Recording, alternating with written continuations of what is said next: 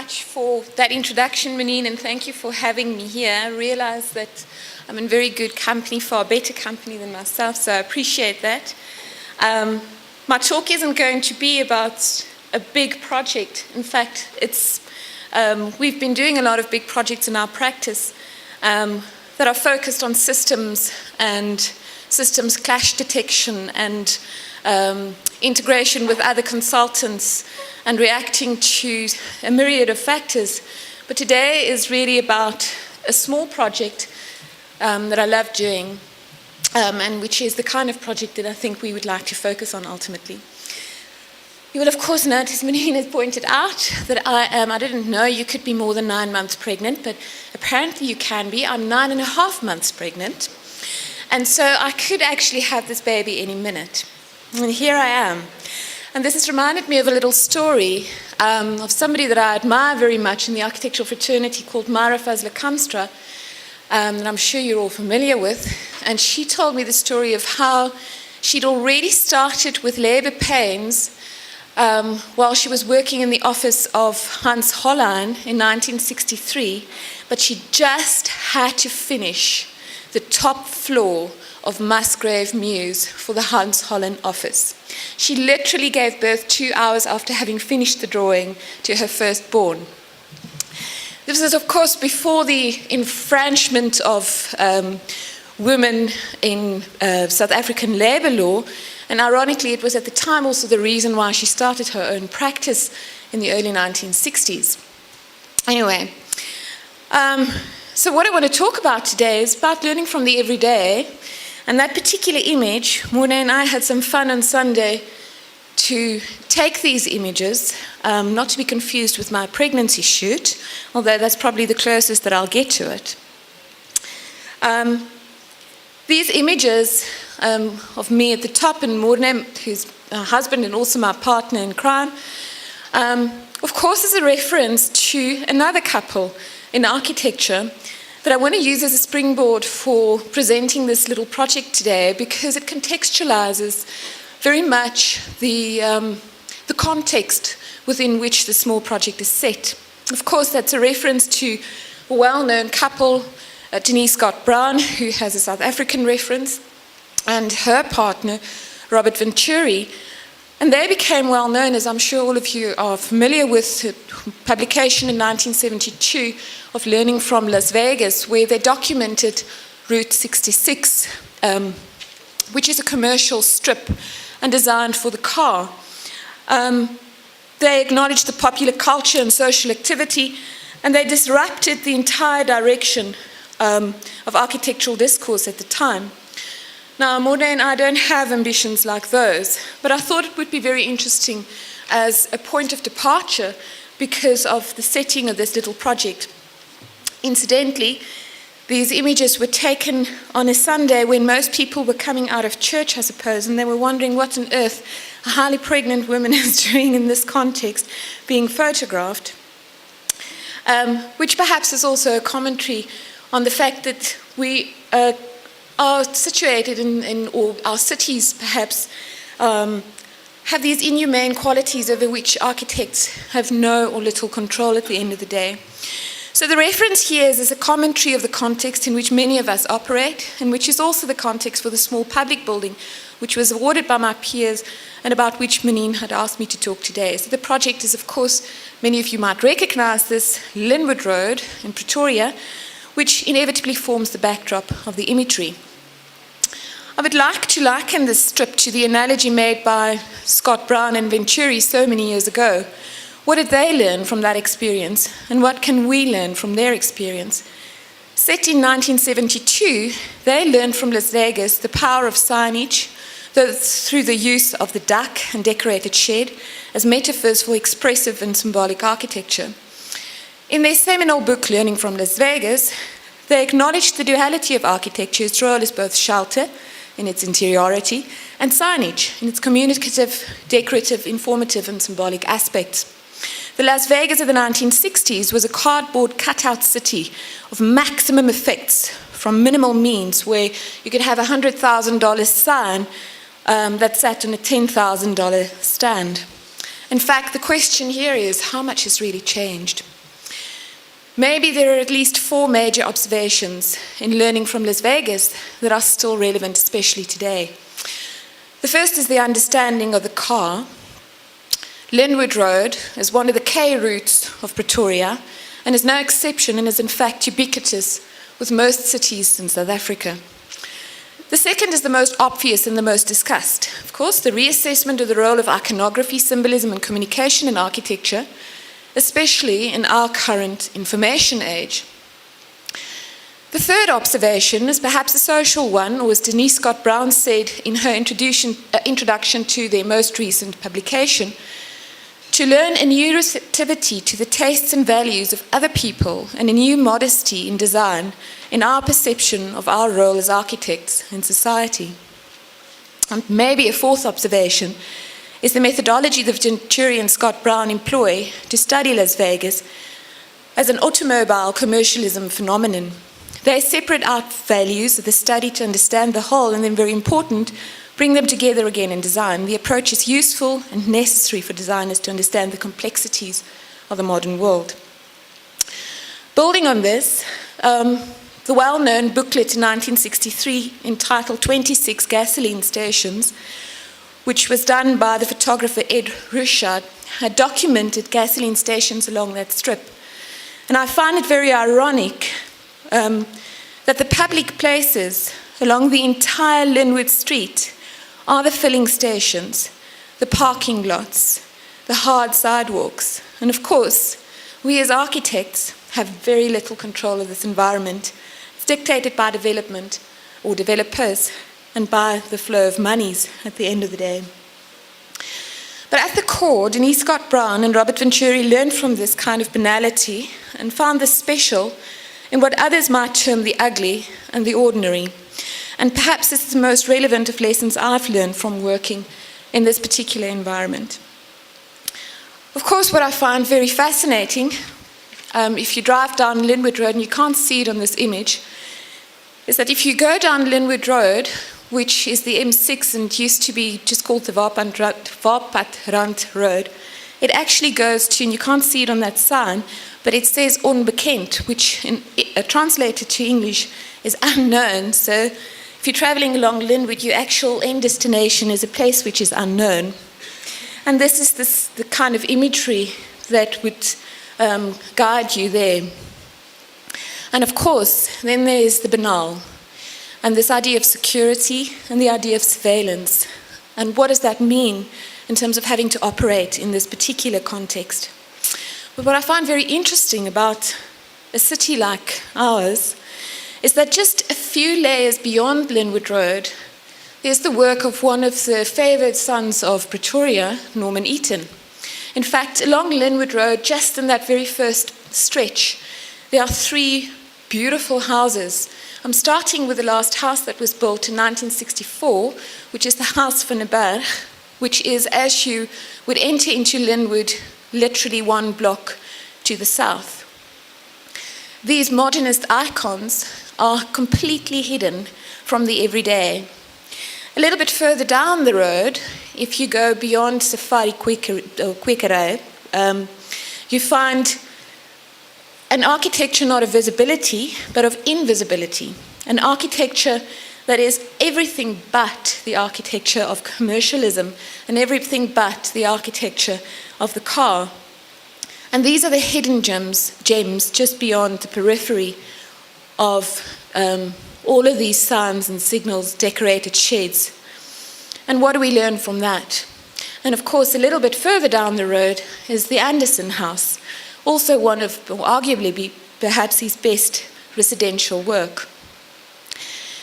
So there's this kind of strange binary condition that you find along this strip. On the one hand, everything that is about being visible, everything that is about being commercial and about the car, and then just a few layers further, if you dig a little bit deeper, you find this incredibly humane architecture. And it's exactly within this context that this little project of mine is located. So Linwood Road, as you can see, running along the north, and then the reach to the south, where these modernist gems are hidden. And my little project was literally located in the in-between, and in a way tries to negotiate both these worlds, which I think was very interesting to take as a point of departure for this design in particular. The client had come to me because she had seen, it's a medical facility, it's a small medical pavilion if you want, and just a few years ago I completed the Novi Skin Center for a dermatologist, which is located in a very similar kind of setting, although in this particular case I had responded to a pedestrian environment based on the urban design principles as set out by Yaksha Barbir, which is unfortunately, as far as I know, it was accepted by the city of Tshwane but is not being implemented. And of course here I relied very heavily on the notions of urbanism as set out by Leon Krier. That little building was built right on the edge with a zero building line. And in fact, this was one of the little sketches that I had taken to council at the time to discuss the zero building line. Council didn't have a problem, but the local homeowners association did have a problem until they realized that we were going to tuck the cars neatly behind the building and everything was forgiven and we were given the go-ahead. But this kind of engagement, which is really important for us in practice, where we try to explore what that edge might mean, what does it mean when you respond to a human scale and to a pedestrian kind of environment, an animated facade, and then testing that ultimately on site, which is absolutely my favorite place. So this was completed I think in 2012, and the client had been to this little building and had wanted something similar because, I don't know if you have the same experience, but we get many clients who believe if you've done this, this is all you can do. And so I'm the expert in medical consulting rooms. You're looking at her. In both, or things that appealed to this particular client was the fact that I'd used concrete on the exterior. In this particular case, there was a reference to the fact that the client was a dermatologist, and then tried to create quite a warm interior with an incredibly limited budget at the end of the day. But learning also from individuals like Roelof Uitenboogaard, perhaps, and Roosendaal, in terms of the interior and the expression of materials. So back to this little project. Very similar kind of site, but one of the major differences is that in this particular case, the little corner building or corner site fronted onto a complete sea of parking, which is the parking to the Wilgers Hospital. The brief from the client was that she wanted something that would be very visible from Linwood Road, and even Simon van Moorten as she would drive from the north towards Linwood Road. But this was a real challenge because it was set behind the hospital and it was really difficult to achieve in that sense because the client had an incredibly tight budget. Her entire budget for this project, which amounts to roughly 200 square meters, was 3 million rands at the time. So the response was very similar initially to the Novi Skin Center, where I tried to edge firstly onto the north to allow for cars to be tucked neatly behind. As it happened, the client also owned the adjacent site, and there was a bit of a bigger vision so that we could in future extend the small pavilion to a bigger development that would tap into her practice at the hospital. So it locates very closely to the north, but this is not a pedestrian environment. This is merely a gesture to make space for an incredibly tight little site. We explored at the beginning the possibility of doing a basement for parking, but that would have taken at least 1 million rand out of our small budget, although the site slopes, and that would have made perfect sense at the time. And so we had to think of other options and other things to do that would maximize the investment for the client on the site.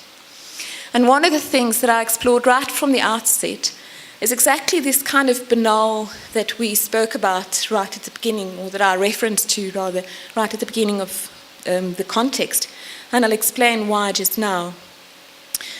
The first thing was to provide visibility for the small project, which views onto this car park. But the idea was to raise it on a plinth so that it has maximum visibility. That was the very first premise. The second one was, of course, functional, to maximize the investment for the client for this very tiny project. And of course, the northern exposure, which is a basic rule of thumb in terms of climatic response. And in that particular case, also learning about basic rules of thumb from the masters, such as Norman Eaton. And then doing a little bit what you're supposed to do when you go into the Kruger National Park. I'm told that if a dangerous animal approaches, you're supposed to raise your hands to look bigger. So this is also what this little building then tries to do. Because of its small size, I really had to think of double volumes and how you could try to address an urban corner and give it some kind of civic presence at the end of the day. And so we decided to create this massive double volume that would complement the rest of the massing. And that, of course, would become the entrance. But on an urban scale, obviously, would help to set the corner condition. And hopefully, after many, many drives down Simon from Merton, trying to see if one would actually see it, and you can't. But nonetheless, it makes for a presence along an urban corner. And then perhaps the most important was this notion of learning then from the ugliness of the everyday, I suppose, which could also be interpreted as beautiful depending on how you look at it. When we thought about this little building, it fronts onto its entire northern facade the sea of parking, which is already a heat island, but an eyesore at the same time. And then I thought, well, maybe we should think about this differently. And I decided to think of this building as an urban wall, as a security wall that would be inhabited. Because security was also a big issue for the client. And so a screen was introduced that would mitigate the two masses to either side of this inhabited wall and this inhabited plinth. That was the first thing. And this screen, I decided, was going to be made of fencing material so that it becomes a reinterpretation of the notion of a fence. And so in came Better Fence at this point, and we started to engage in how we can make the screen to soften the view on the one hand, but also to provide a couple of options for the client in terms of this little building. What I also liked about the introduction of a screen in this particular case is that the plinth provided the possibility of creating a stoop and an in-between, which is a local reference. And maybe that's a lesson from Norman Eaton, creating a space in between, which is so special about our climate. We have the best climate in the world. I always think that if Pretoria had a seaside, we would be very lucky, because then we really had the very best of all worlds. But the stoop on the outside would really become this kind of buffer zone that would also help to mitigate this banal view. And then using a material that is normally associated with security could be advantageous. So the screen became very important, and the screen created this in-between space which would mitigate the client and become a climatic device on the one hand, but also a security device. But the most important thing for me was this notion of softening that view onto the north. A very small building, as you can see. And then some of the early sections we did. I'll explain that screen in a minute. And so the screen does a lot of things. The screen mitigates the northern views. It becomes a point of security. It also offers then, as I mentioned, this notion of establishing a stoop to the outside, which was important for the client. And then we tried a couple of options in the office, because I thought the screen could also do other things. And this tied in with this whole idea of being visible. So could the screen also double up to become the billboard, the building as a billboard? Could the screen also become more than that as a climatic device? The idea of a building as a billboard, I have a huge problem with. And so we decided from the outset that there would be separate billboards and that no signage would go onto the building. Although that was the initial idea, the client had other ideas in the meantime. So unfortunately, she has since actually started to place signage onto the building. But the idea was certainly to have signage removed from the building. The second thing is we thought of it as a climatic device and had designed it initially as a three-dimensional tool that would, like the Novi Skin Center, be angled at 41 degrees so that it lets in winter light or sun, but not summer sun, and it could be fixed. But my screen was starting to eat the entire budget. So I had to rethink this completely. The next option then was to say, okay, so if we're going to not use a three-dimensional aluminium screen, then we're going to, as I mentioned before, partner with Better Fence and see what we can come up with. This had to be a very tectonic structure that would bind the two masses on either side, and it could be planted, and she could in future retrofit it if she wanted to animate that entire screen. At the beginning, I thought this could be this beautiful planted screen, and of course, because of the weight and the structural implications, that was not an option. So in the end, we looked at plants that could be planted on the ground and not in planter boxes that would ultimately cover that entire middle section. The Better Fence screen then on the lower levels would be a very small aperture that would open to the top so that it would also be a security feature.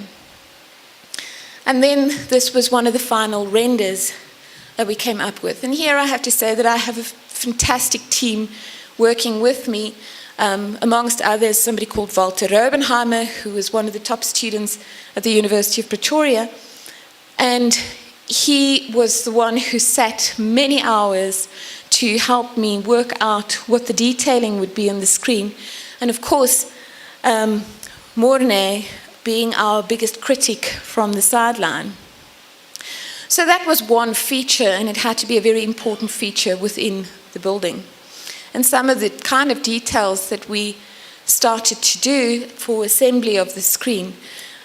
And here I was very particular because I don't like the kink that you get in, the structural kink that you get in Better Fence or Clearview.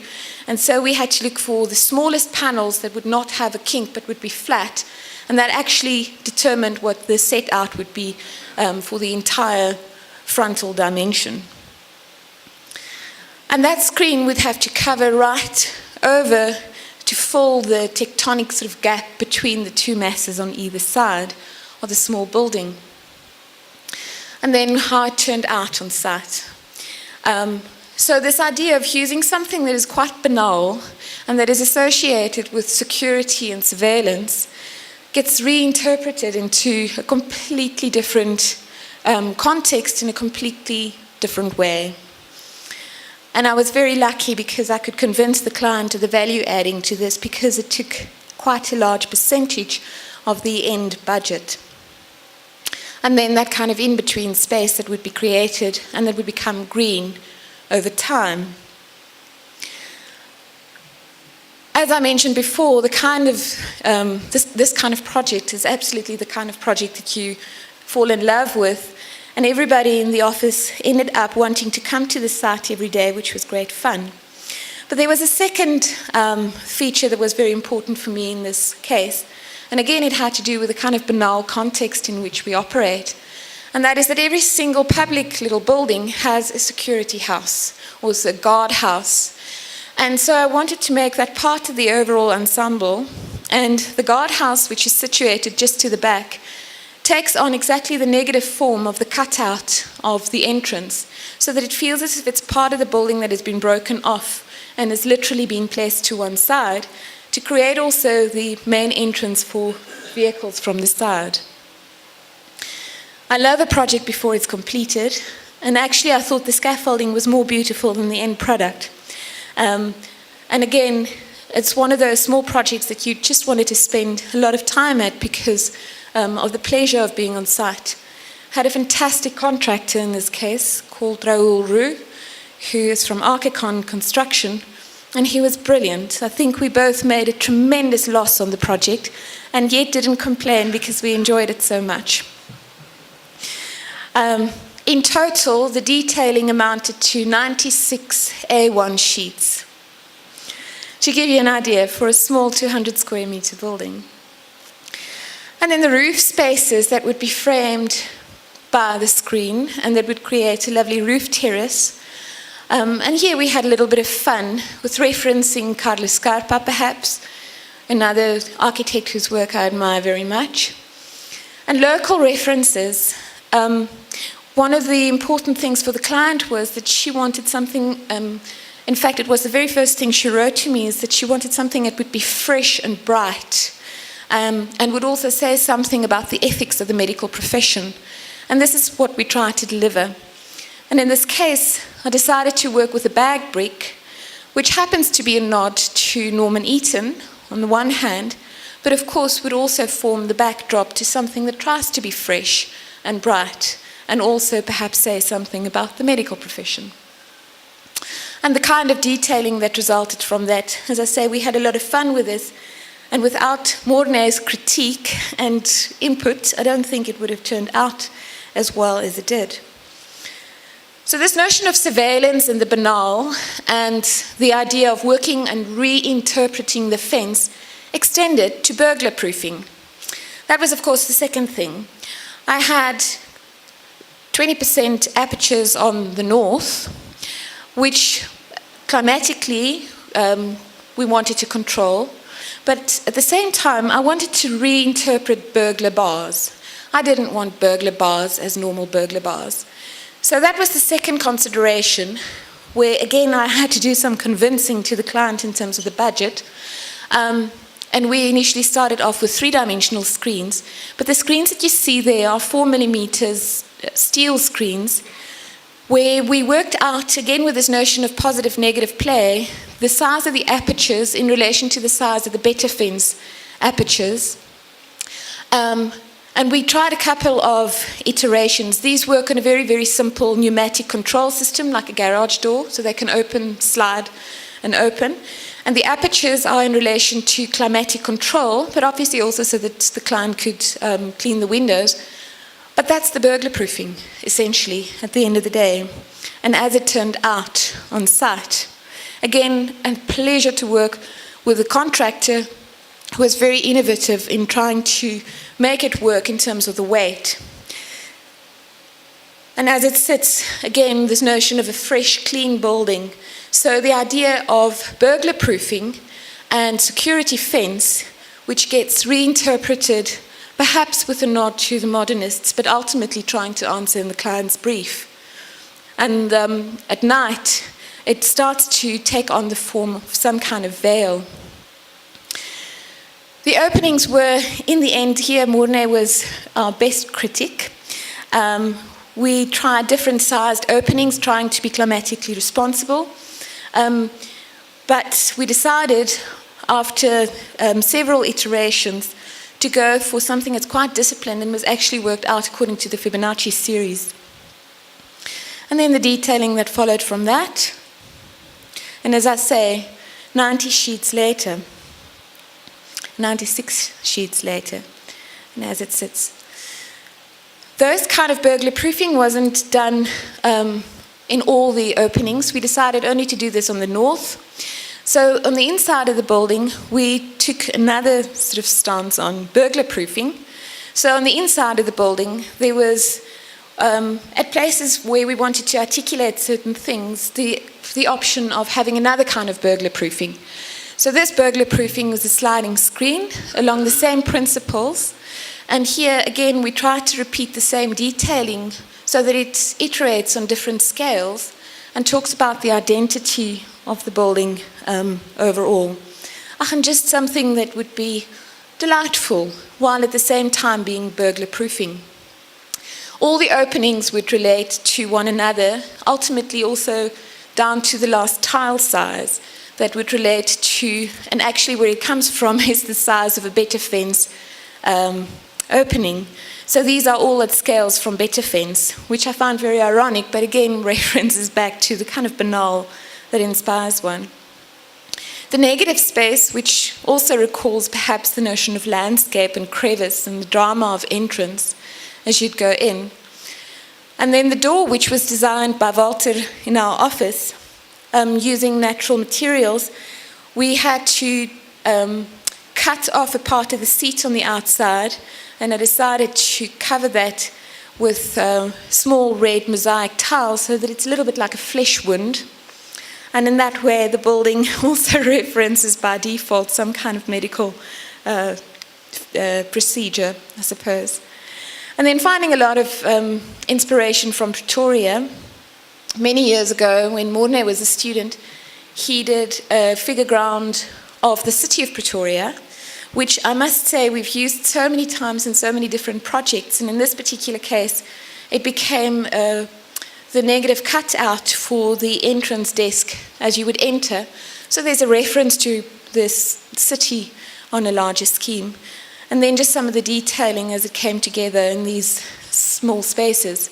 The narrowness of the building, of course, was the result of the car and of a car turning circle. So again, there's kind of reference to the banal, which we cannot seem to escape at the end of the day.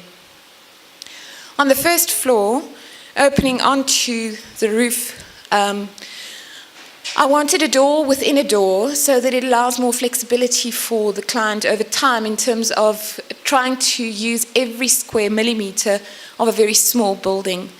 So the idea was very simple, a door where the top handle would open the entire door so that it could open in its entirety, and then the bottom handle would open just that section of the door. And we spent quite some time with a contractor who was very willing to listen to our proposals. That's the main door you would have seen just now. And then something that the client really wanted us to explore in the small consulting rooms was this idea of the ethics of the medical profession, wanting to provide safety and security for their clients, or not clients, their patients rather, although I suppose sometimes they do have clients. The idea of an embracing, warm environment. And here again, we had a very limited budget, so we really had to work with the least possible means. Plywood, thinking of the possibilities of acoustic paneling, but at the end of the day, we used basic plywood for the interior. And then we had big dreams for the rest of the building, but unfortunately the money was exhausted, so this never happened. But some of it did realize, or we did manage to realize some of that on site, to create this kind of embracing environment. And then playfulness, that same kind of playfulness that kind of translated to everything from taps to piping, etc. The cutout of the Pretoria City line on the first floor on a bench that was made to be able to be flexible, so it's on wheels. And then that door. So on the outside, the entire door opens up, and there's, of course, the notion of a door within the door that would provide more flexibility for the client. And we'd worked out a couple of options for her in terms of how she could use this to her advantage to be able to get extra space for rental purposes. And then just the idea of the bag brick on the outside, which would create this humane architectural finish with a little bit of playfulness for getting water from the roof, and references to Scarpa, references to Norman Eaton perhaps, and learning from perhaps a functionalist period of architecture which this little building sits in between. And that kind of playfulness extended to the way that we thought of getting water down, as I mentioned, the entrance, and then the small sort of staircase to the side. I might just add that, like many clients, this client changed or made changes right up to the end, and even after the building was completed. And in this particular case, she decided to move the staircase right at the last minute. So we very quickly had to rethink a couple of details, which wasn't a lot of fun, if you can imagine now our 96 pages of detailing, and then having to adjust quite a few of that. Fortunately, it's a small-scale building, so that at least helped. And then the building forms this sort of white, little pristine, clean box. which differs and contrasts from the immediate context.